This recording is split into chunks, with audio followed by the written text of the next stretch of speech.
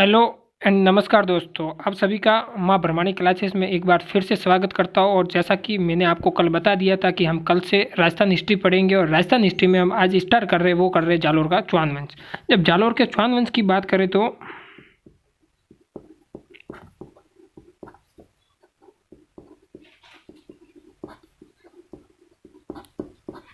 जब जालोर के चौहान वंश की बात करें तो जालोर का जो चौहान वंश आता है ना, जालोर के चौहान वंश की जो कुलदेवी आती है वो आती है आशापुरा माता। कौन सी आती है? आशापुरा माता। वैसे जालोर का जो प्राचीन नाम आता है ना वो आता है जाबालीपुर। कौन सा नाम आता है? जाबालीपुर। जाबालीपुर जो इसका नाम होने का जो मुख्य कारण निकल के आता है वो आता है महर्षि महर्षि जाबाली। महर्षि जाबाली की तपोभूमि होने के कारण इसे क्या कहा जाता था? जाबालीपुर कहा जाता था। क्या कहा जाता था? जाबालीपुर। फिर धीरे धीरे इसका नाम क्या पड़ गया था? जालोर। जब जालोर की बात आती है तो जालोर इसका मुख्य नाम होने का जो मुख्य कारण निकल के आता है वो आता है जाल वृक्ष। जाल वृक्ष की अधिकता के कारण इसका नाम क्या पड़ा था? जालोर। वैसे जालोर की बात करें तो जालोर का जो दुर्ग आता है ना, जालोर के दुर्ग, जो जालोर का दुर्ग आता है, जालोर के दुर्ग का जो निर्माण करवाया था वो करवाया था नागभट्ट प्रथम ने। अब सर ये निकल के बात आती है कि नागभट्ट प्रथम कौन था। जब नागभट्ट प्रथम की बात करते तो ये आता है गुर्जर प्रतिहार वंश का एक शासक आता है, गुर्जर प्रतिहार वंश का शासक, जिसके दरबार को नागावलोक का दरबार कहा जाता था। और जिसके दरबार को नागावलोक का दरबार कहा जाता है वही आता है जिन्हें क्या करते हैं, जिन्हें क्या बताया गया है, इस्लाम का अमित्र बताया गया है। ठीक है, जालोर। अब जालोर दुर्ग का जो और अन्य नाम जो जालोर दुर्ग के आते हैं वो नाम आते हैं, इनका जो और नाम आता है वो आता है, एक आता है सोनलगढ़ नाम आता है इसका, एक आता है कांचनगिरी नाम आता है, और एक नाम आता है वो आता है सुवर्णगिरी। वैसे आपको ये कंफ्यूज नहीं हो रहा है कि एक आता है सुवर्णगिरी और एक आता है स्वर्णगिरी। जो स्वर्णगिरी आता है ना वो मैं इसको साइड में लिख रहा हूँ। जो स्वर्णगिरी दुर्ग आता है ना वो कहा जाता है जैसलमेर के दुर्ग को। किसे कहा जाता है? जैसलमेर के दुर्ग को स्वर्णगिरी दुर्ग कहा जाता है। जो स्वर्णगिरी की बात करो, इन्हीं के नाम से, सोनलगढ़ के नाम से यहाँ के जो चौहान थे ना वो क्या कहलाते हैं?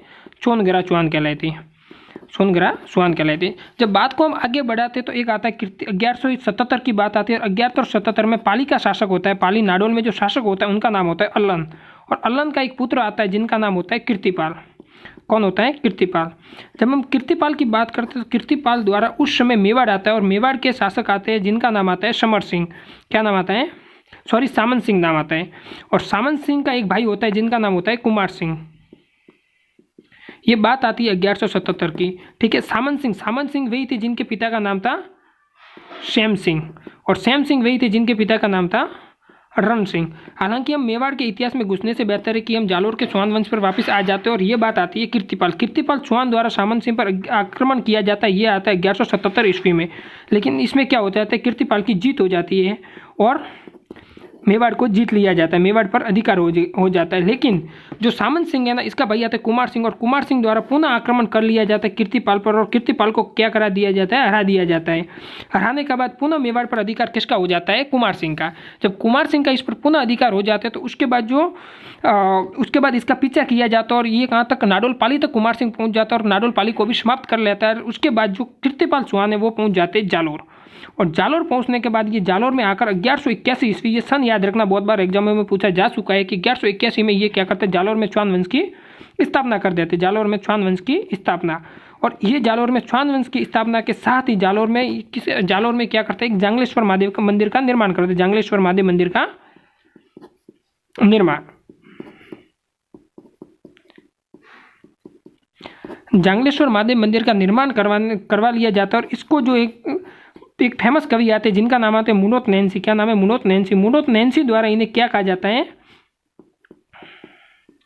कित्तू एक मान राजा की उपाधि दी जाती है। ये उपाधि है ना, ये भी बहुत बार एग्जाम में पूछा जा चुका है कि कित्तू एक मान राजा की उपाधि किसको दी गई थी और किसके द्वारा दी गई। तो हमें याद रखना, मुनोत नैन्सी द्वारा इन्हें कित्तू एक महान राजा की उपाधि दी जाती है। वैसे हम मुनोत नैन्सी के बारे में बात करें तो मुनोत नैन्सी वही आते हैं जो कौन सा मारवाड़ के शासक आते हैं जिनका नाम आता है जसवंत सिंह, और जसवंत सिंह के ये आते हैं दरबारी। जसवंत सिंह के क्या आते हैं? दरबारी आते हैं, जिन्होंने कौन से थे? जिन्होंने 2 पुस्तकें लिखी थी मुनोत नैन्सी ने। एक लिखी थी मारवाड़ प्रगनारी विगत,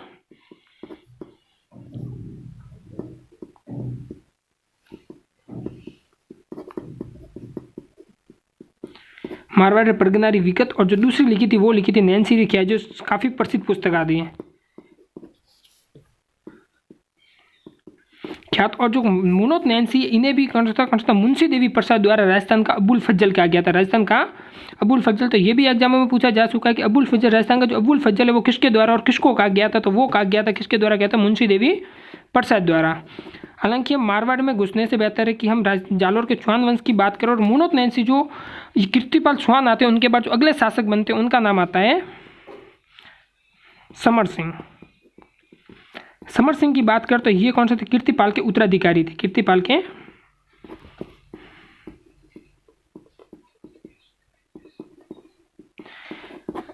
उत्तराधिकारी। इन्होंने क्या कहता है, इन्होंने जालोर दुर्ग को क्या करता है, सुदृढ़ करना शुरू कर दिया और चारों तरफ जालोर दुर्ग को इन्होंने क्या किया, सुदृढ़ किया। उसके बाद ही उन्होंने जालोर दुर्ग के चारों तरफ दीवार का निर्माण प्लस इन्होंने क्या लगवाए थे, यहाँ पे यंत्र लगवाए थे। इनकी एक पुत्री आती है जिनका नाम आता है लीला देवी। क्या नाम आता है, लीला देवी। और उस समय जो गुजरात के शासक आते थे उनका नाम था भीम सिंह द्वितीय। क्या नाम था, भीम सिंह द्वितीय, जिन्हें भीमदेव द्वितीय भी कहा जाता है और भीम सिंह द्वितीय भी कहा जाता है। इन दोनों के मध्य क्या करवा लिया जाता है, विवाह करवा लिया जाता है। ठीक है, इन दोनों का विवाह हो जाता है। उसके बाद जो अगले शासक निकल के आते हैं वो शासक आते हैं उदय सिंह। उसके बाद जो अगले शासक आते हैं वो तीसरे नंबर के जो शासक आते हैं वो आते हैं उदय सिंह। उदय सिंह के बाद जो चौथे शासक आते हैं वो आते हैं शासिंग देव। हालांकि हम इन दोनों के बारे में इसलिए नहीं पढ़ रहे कि इन्होंने कोई ऐसा खास विशेष कार्य किया नहीं। और उसके बाद पांचवें शासक आते हैं वो आते हैं सामंत सिंह। ये सामंत सिंह वो नहीं, ये वो मेवाड़ वाले सामंत सिंह नहीं, ये जालोर वाले सामंत सिंह। और सामंत सिंह का एक पुत्र आता है जिनका नाम आता है कांदर देव। जब सामंत सिंह की बात करते हैं तो सामंत सिंह ने अपना जो राज दरबार था वो जो बात आती है 1296 में ईस्वी में, इन्होंने 1296 ईस्वी में अपना जो राजपाट है वो किसको सौंप दिया था, अपने पुत्र कांदर देव को। कांदर देव को ये अपना राजपाट सौंप देते हैं। लेकिन जो कांदर देव का है ना, इनका जो राज्याभिषेक होता है वो होता है 1305 ईस्वी में। 1305 ईस्वी में इनका राज्याभिषेक तो कांदर देव का हो जाता है। लेकिन उसके साथ ही उस समय जो समकालीन शासक इनका दिल्ली का जो समकालीन आता है वो शासक आता है, उनका नाम आता है अलाउद्दीन खिलजी। कौन आते हैं, अलाउद्दीन खिलजी। जब अलाउद्दीन खिलजी की हम बात करते हैं, अलाउद्दीन खिलजी क्या आते हैं, समकालीन शासक आते हैं दिल्ली के। और इनके मध्य क्या हो जाता है, युद्ध होने का जो प्रमुख कारण निकल के आता है वो आता है इनकी सेना को लूटा जाना। वैसे हम इसे थोड़ा डीपली बात करें तो उस समय जैसे कि गुजरात और गुजरात के शासक आते हैं उनका नाम आता है कर्ण वगेला। क्या आता है, कर्ण वगेला। और कर्ण वगेला गुजरात के शासक आते हैं। मेवाड़ के शासक आते हैं उस समय आते हैं वो आते हैं समर सिंह। कौन आते हैं, समर सिंह। और जालोर के जो शासक आते हैं उनका नाम आता है कांदर देव। और कांदर देव के साथ ही जब हम दिल्ली की बात करते हैं, दिल्ली का शासक आता है वो आता है अलाउद्दीन खिलजी। कौन आता है, अलाउद्दीन खिलजी, जिन्हें हम एक के बोल सकते हैं। ठीक है, अलाउद्दीन खिलजी आते हैं। ठीक है, सिर्फ अलाउद्दीन की खिलजी की दो सेनापति प्रमुख आते हैं, उनका नाम आता है, एक का नाम आता है उलुंग खां और एक का आता है नुसरत खां। उलुंग और नुसरत खां। ठीक है, उलुंग और नुसरत खां, इन दोनों द्वारा आक्रमण कर लिया जाता है। किस पर आक्रमण कर लिया जाता है, कर्ण वगेला पर आक्रमण तो किया जाता है। लेकिन इससे पहले ये बात आती 1299 1300 की बात आती है। लेकिन इससे पहले क्या करते हैं, जब ये गुजरात विजय पर निकलते हैं और गुजरात विजय पर जब निकलते हैं तो ये कौन से रास्ते से जाते हैं, ये मतलब मेवाड़ से होकर निकलते हैं। और मेवाड़ में कौन सा समर सिंह द्वारा इनकी सेना को क्या कर लिया जाता है, लूट लिया जाता है। जब ये कौन सा इन दोनों द्वारा कौन सा कर्ण वगेला पर आक्रमण किया जाता है और ये कौन सा सोमनाथ मंदिर को लूट लेती है। अलाउद्दीन खिलजी वहाँ पे सोमनाथ मंदिर गुजरात को लौट के जब पुनः लौटती होती है तो अब की बार जो मेवाड़ के रास्ते से जाने से बेहतर इन्होंने क्या सोचा कि हम जालोर के रास्ते से चले जाए। और जालोर के रास्ते से जाते वक्त इनको किसके द्वारा लूट लिया जाता है, कांदर देव द्वारा। तो ये एक प्रमुख पहला कारण निकल के आता है जालोर और अलाउद्दीन खिलजी और कांदर देव के मध्य विरोध होने का।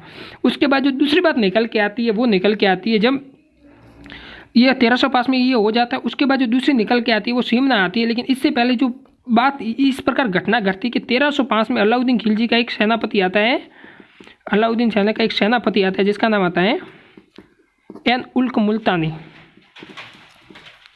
एन उल मुल्क मुल्तानी, वैसे आपको सिर्फ मुल्क मुल्तानी नाम याद रखना, इतना भी काफ़ी है आपके लिए। एन उल मुल्क मुल्तानी आता है और एन मुल्क मुल्तानी सेना लेकर आता है। लेकिन इसके और कांदर देव के मध्य क्या हो जाता है, संधि हो जाती है। किसके मध्य, इनकी संधि हो जाती है, किसके मध्य, मुल्तानी और कांदर देव के मध्य।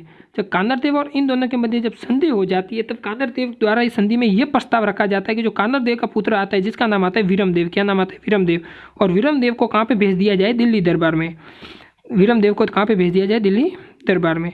जब दिल्ली दरबार में वीरम देव जब दिल्ली दरबार के लिए रवाना होते तो ये दिल्ली दरबार में पहुंचते वक्त, अब आपको पता ही है राजस्थान के महाराजा है तो खूबसूरत तो होंगे ही, और खूबसूरत के साथ साथ जब ये दिल्ली दरबार में पहुंच जाते तो किसी और को प्यार नहीं होता और वो हो जाता है अलाउद्दीन की खिलजी की खुद की पुत्री आती है जिनका नाम आता है चिमना। और चिमना को क्या हो जाता है, वीरमदेव से प्यार हो जाता है, ठीक है ना। पहली नज़र वाला पहला प्यार हो जाता है इन्हें। जैसे सिमना को इनसे प्यार हो जाता है और ये सिमना द्वारा इनके सामने क्या शादी का प्रस्ताव रखा जाता है, लेकिन वीरमदेव द्वारा इसे क्या कर दिया जाता है, ठुकरा दिया जाता है। जब इसके द्वारा ठुकरा दिया जाता है, काफ़ी मशक्कत होती है मनाने की, लेकिन वीरमदेव नहीं मानते और उसके बाद ठुकराने के बाद सिमना अपने पिता को किसको बताती, अलाउद्दीन खिलजी को, और अलाउद्दीन खिलजी द्वारा भी वीरमदेव को शादी के लिए बोला जाता है, लेकिन वीरमदेव शादी करने से इनकार कर देते हैं और पुनः फिर अलाउद्दीन खिलजी द्वारा कानरदेव को अपने पुत्र की शादी अपनी पुत्री सिमना से करवाने की बात की जाती है, लेकिन वीरमदेव कानरदेव द्वारा भी इन्हें क्या कर दिया जाता है, इनकार करवा दिया जाए और अपने पुत्र वीरमदेव को पुनः जालोर बुला लिया जाता है। कहाँ पे बुला लिया जाता है, जालोर बुला लिया जाता है। और फिर इसके बाद ये क्या होता है, युद्ध का जो दूसरा कारण निकल के आता है, ये युद्ध का कौन सा कारण निकल के आता है, दूसरा कारण निकल के आता है, ठीक है। उसके बाद दूसरा कारण, उसके बाद जो आती है अलाउद्दीन खिलजी की जो सेना आती है, उसके आगे की जो कहानी है जो इसके बाद क्या होता है कि जो आगे की कहानी आती है, जो सिवाना का दुर्ग आता है, जो जालोर दुर्ग की कुंजी आती है, मारवाड़ के शासकों की शरण स्थली आती है, इसके बारे में हम व्यवस्थित अध्ययन करेंगे और वो करेंगे हम नेक्स्ट क्लास में। तो वैसे मैं आपको वीडियो समाप्त करने से पहले बता दूं कि जो ये सिमना था ना, ये मुझे हमीरदेव चौहान वाली जो कहानी मोहम्मद शाह वाली थी वो याद आ गई, और सिमना की जगह इसकी जगह जो आती है वो आती है फिरोजा।